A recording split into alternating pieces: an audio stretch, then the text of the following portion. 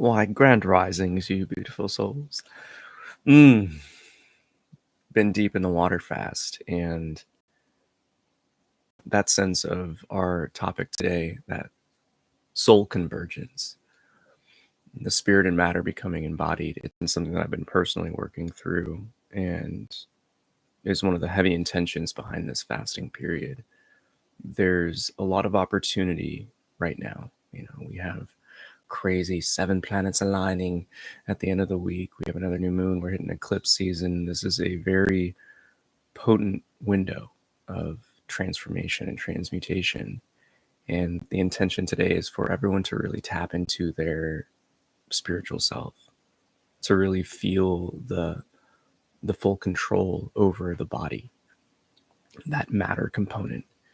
And when it comes to what the soul is, what we are in this living experience, it truly is a composite of spirit and matter.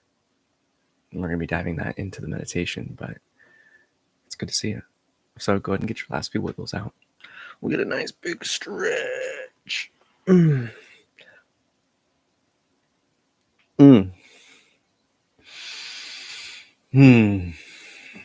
We'll take a nice breath together, just to release any tension, release any angst, drop any of the mind and thought forms that are passing through.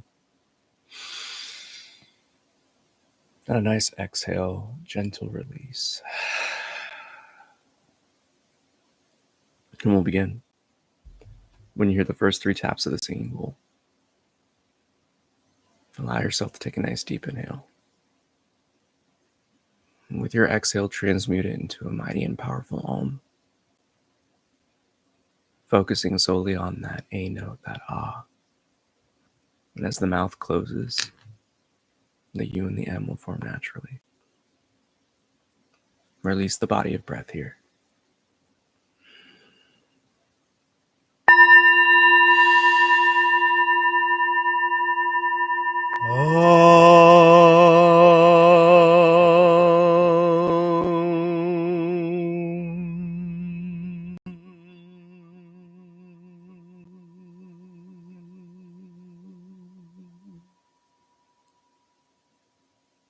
Pay no attention to what's around you.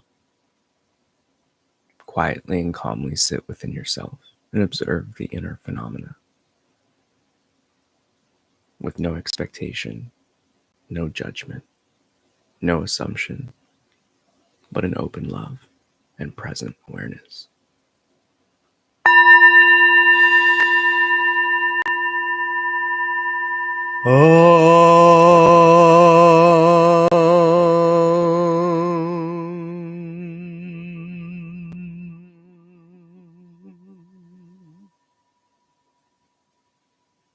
If you haven't yet, ensure you have a gentle smile on your face, with the tip of the tongue gently resting on the roof of the mouth. Fall in love with this practice and approach it with that love and jubilation of sleep after a long, tiring day.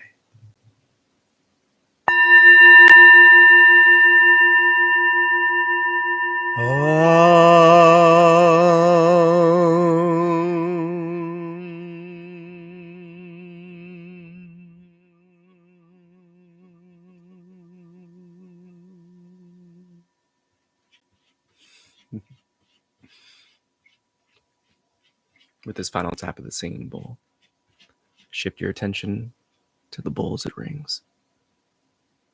And as it fades into silence, so too, allow your attention to shift towards the quiet, the calm, the words being spoken.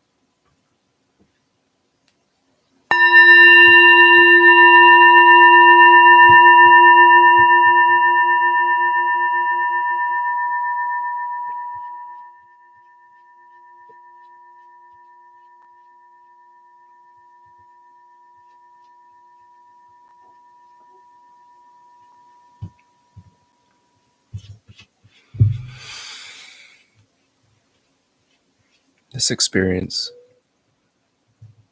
the human life, For much of the path, it seems like the only thing we ever exist. But in sleep, you drop. Some of you travel. But all of us return to the source from which we came. There's many questions that arise within this life. The primordial question of who am I? What is life? What is our purpose here? And there are many avenues of introspection and exploration. And through this lifetime, and many before it, we all exit this body. Yet what and who are we beyond it? We can come to understand that this is an experience of duality. But let's unpack that even deeper. Dual nature to what? We can see the positive and negative, the light and the dark coming together. But what does that mean about our experience? You've often heard me say that you are the rider and not the horse. But in truth, what does that mean for you? We unpack this a step further. That the horse, we can say, is the body, the representative of matter, the physicality that aligns with a primate. But in its essence, it has that animalistic instinct, those primal powers, able and capable to sense subtle energies, magnetic fields, varying spectrums. But if we are not aware of the unique gift that this form is, we can never understand its true abilities. They only unlock when we dive into our spiritual understanding of self. But then again, what is that spirit? One must not get soul and spirit conflated and intertwined, for they are drastically different than one another. In the ancient texts, these words were often expressed as two different ones. Yet over time, as always, like a game of telephone, the intention and meaning of certain words become lost in translation, and often they were merged into one expression.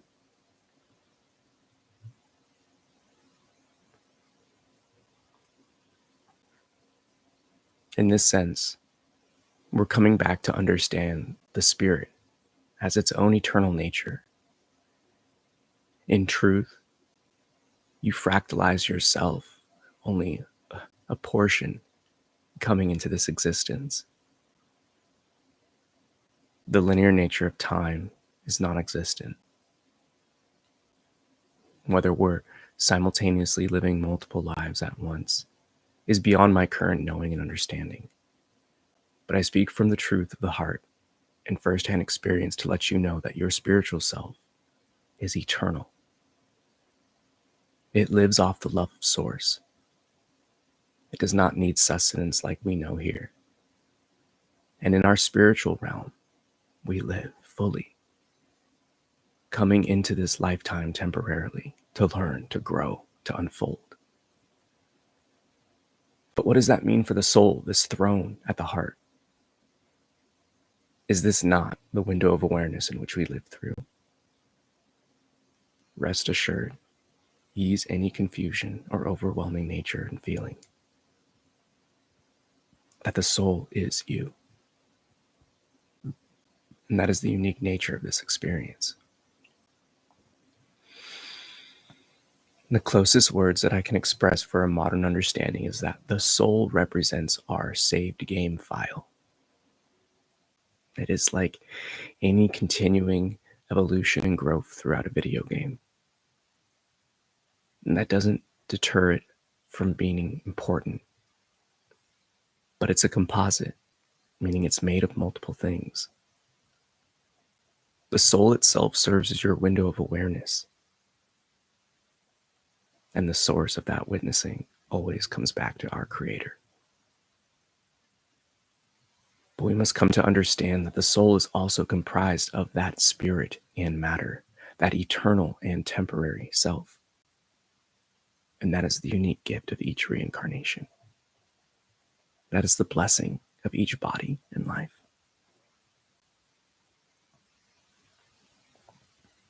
And we can invite both into our hearts to be in balance, to be in harmony, that the rider and the horse and the path in which it walks are all clear and easeful, filled with joy and love.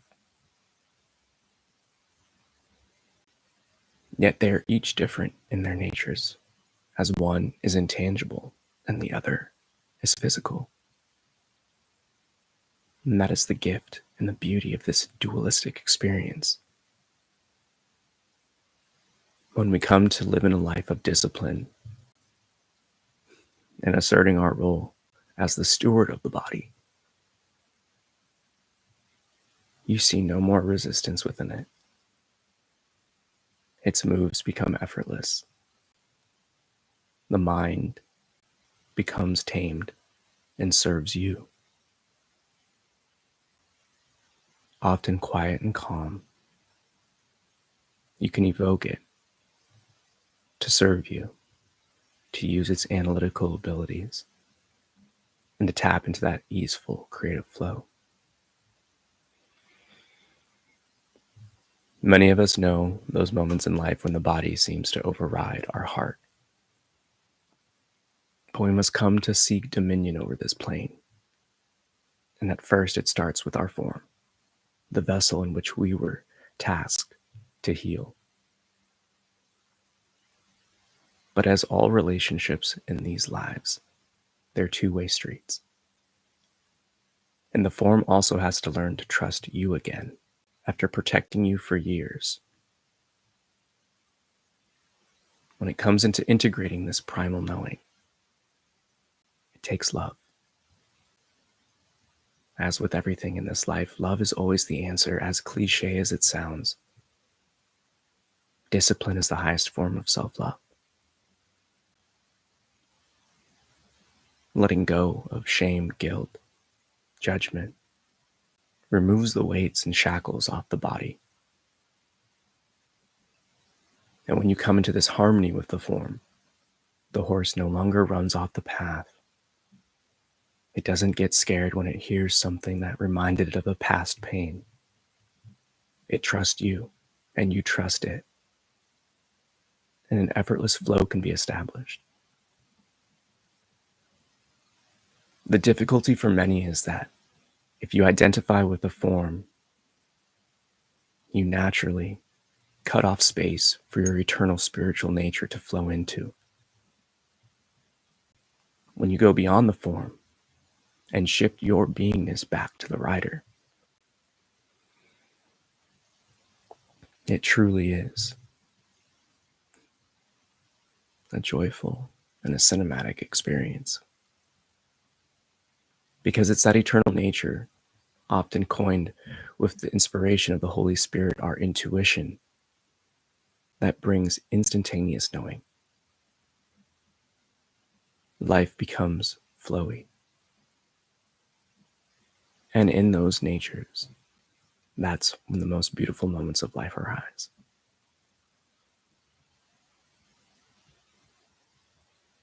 This life is often a return to bringing that rider into a deeper intimacy and knowing of our spiritual eternal self. That in which was created when all creation began. And that is the beauty of this human experience, is that for you to be here incarnated currently, know that you are an old, refined royal soul that is tasked to truly be a representative for God, a shepherd of man, to uplift and heal the world. And the first step to healing ourselves is truly coming to understand that when we drop the temporary and make space for the eternal, Nothing but goodness and abundance will come from it. In your heart, this place and throne of the soul, it serves as that fulcrum, that balancing point of spirit and matter. And like the yin and yang, when these two energies are swirling with one another, harmony is established. The light illuminates the dark, and the dark reminds the light, that fight, that protection. Both energies are needed to navigate this experience, yet if they are out of balance, we become dissociated, self-absorbed, destructive, ineffective. And that's the wisdom that we must come to understand, that everything is balance. But have you ever invited your eternal nature into yourself? Have you called forth your spirit? As this is a game of free will, nothing can arise unless you entertain it and evoke it, calling it forth.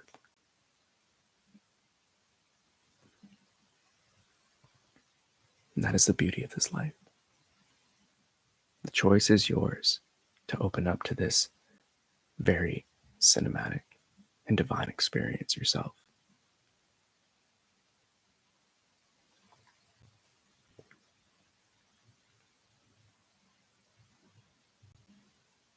Unlike previous meditations, we will begin this practice of opening up those gateways by envisioning 4 orbs of light around you, like the size of softballs. Whatever it is you seek, envision them around you in the 4 directions. 1 to your right, representing east. 1 to your back, representing south. 1 to the west, and 1 to the north of you.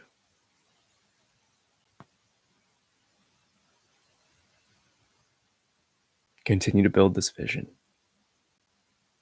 The brighter and more pure that white light, the better. And they should be floating around your heart space, the center point of your beingness.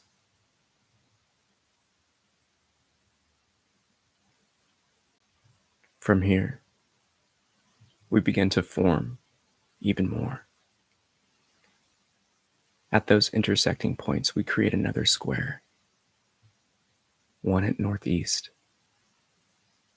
1 at southeast, 1 at southwest, and 1 at northwest. Like the points of an octagon. Envision these 8 orbs, these 8 spheres of light.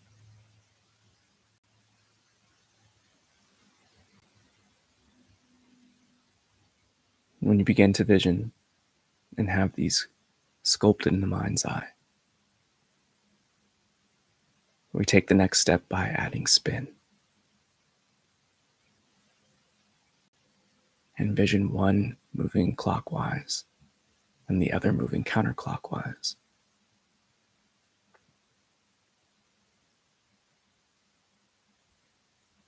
And as they continue to spin faster and faster, they grow in size, wider and wider.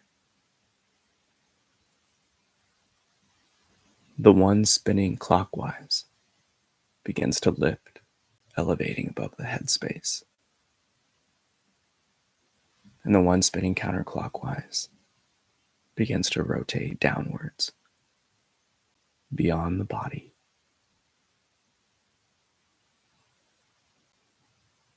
As if you're in a giant rectangle of light, rotating and spinning. It's here we call forth that wisdom of the primal self, the wisdom of Mother Earth, the wisdom of life. And here we call down that eternal spiritual knowing, our connection with the other realm, our connection with the full expression of what we are. that one directly connected and with Source at all times.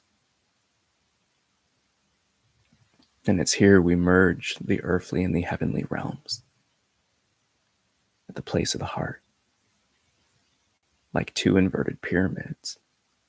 The tips of each of those 4 points creates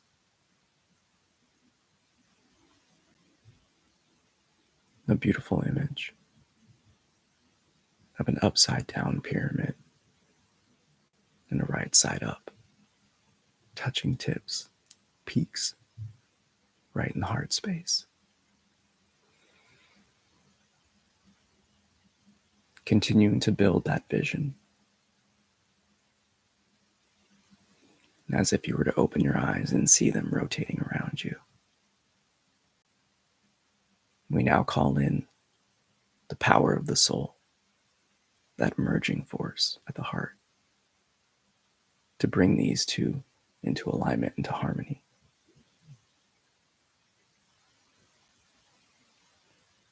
And as these shapes begin to grow and lower, envision yourself in the middle of them like a 3D Merkaba, but using these basic primary structures like the Great Pyramids of Giza to rest within this beautiful star of light.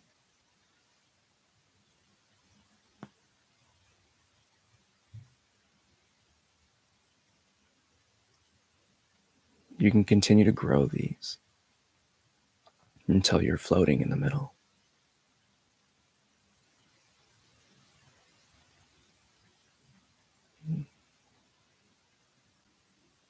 For this simple practice, but potent experience, allows you to drop into your merged nature, consciously cultivating this relationship with both.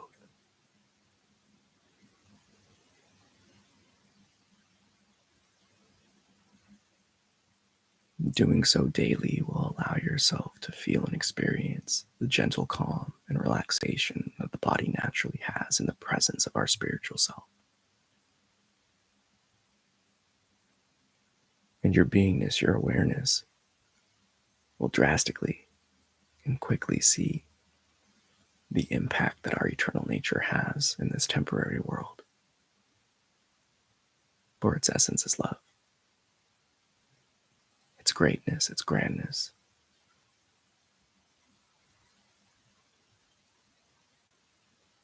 You may come to experience yourself as feeling larger as the physical body actually is, and that is because our spiritual nature is very, very large.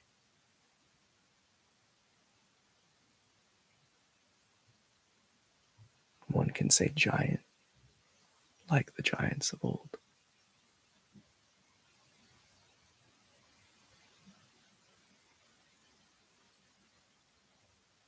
But the beauty of this experience and the beauty of this practice and this exploration of unpacking what the soul is will allow you to step even further into what you were created to be. For your eternal nature is already perfect. And those energies and that flow of love and light impacts the form and the means of making everything else easier. Feeling lighter yet stronger, more empty yet more full. It is like the masculine and feminine representation of what each do in our life. The physical body represents the masculine, the form, and in so it is the framework for this house. But it's that spiritual feminine energy, that eternal flowy nature that makes it the home, bringing forth love.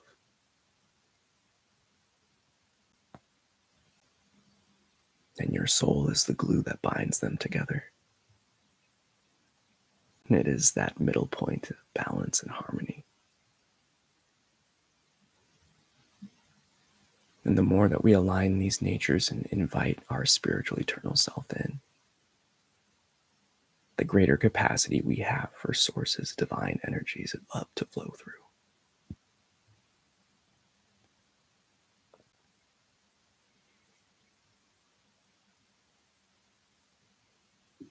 So simply marinate.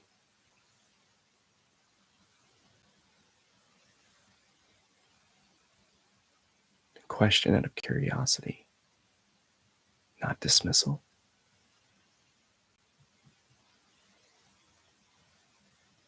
Come to know that your soul is something that leaves this form, reporting back to our eternal nature.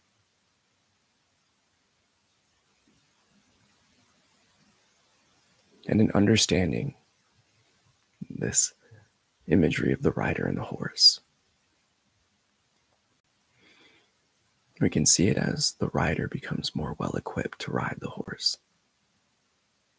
It begins to have different tools, blankets to keep the horse warm, food and nourishment for the horse. And as we trust the body's innate wisdom and gut knowings to help us navigate, it is that spiritual self that knows the full path and trail.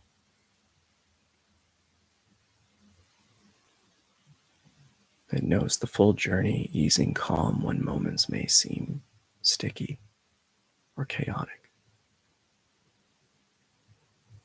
It's that gentle and calm nature that will relax the horse when it's in moments of stress.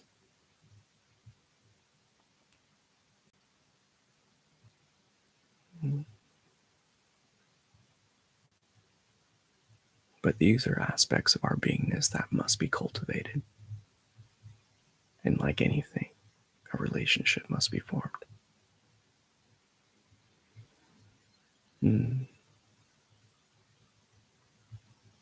So allow yourself to consciously invite in that eternal nature of who you are beyond this temporary life.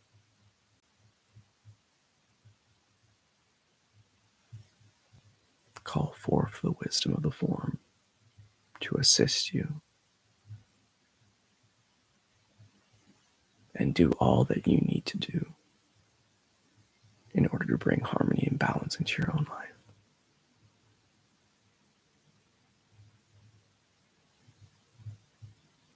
For the more energy in which we can transmute, the greater capacity in which we have to harmonize these two natures, and the more that we can utilize these upcoming shifts. And do not be discouraged if you're not learning this within these windows of opportunity in the stars, because at any moment, every snap and screenshot of now is an opportunity to unfold into these deeper wisdoms and great mysteries of life. All it takes is but a breath and a proclamation to experience the divine. All it takes is your willingness and earnestness to truly be that representative of the heavens on earth.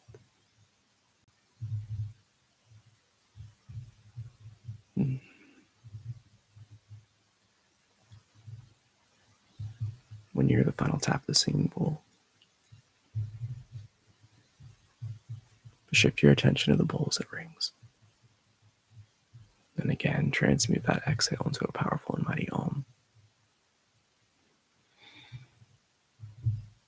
Release the body of breath here.